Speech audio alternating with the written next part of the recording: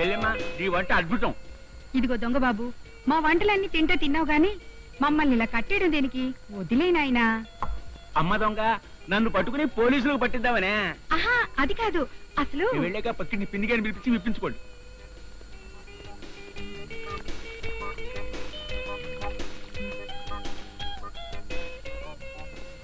Dinner దాతా సుఖీ భవ.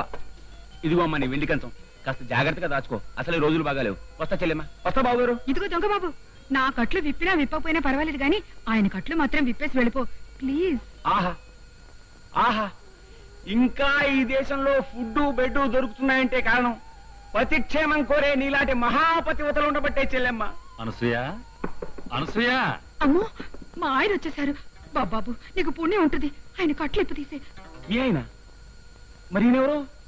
ఆయన పక్కింటాయన.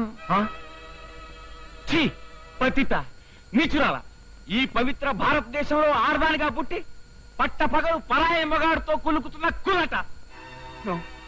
No, ఈ ఘోరకల్ని నేను సహించలేను. ఈ అన్యాయం నేను భరించలేను. I just can't bear. ఏం చేస్తుంటావు నువ్వు? చెక్ పోస్ట్ ఇన్స్పెక్టర్ని. చెక్ పోస్ట్ లో చెక్ చేస్తే సరిపోతుందా? కొంపలో చెక్ చేసుకోగలదా? డబ్బు సంపాదించగానే సరిపోదయా? పెళ్ళాన్ని సుఖపెట్టని నేర్చుకోవాలి. ఇంతకీ ఏం జరిగింది? నా చెల్లెలు రాంగ్ రూట్లో వెళ్తుంది. అసలు నువ్వెవరు? దొంగని. దొంగ దొంగ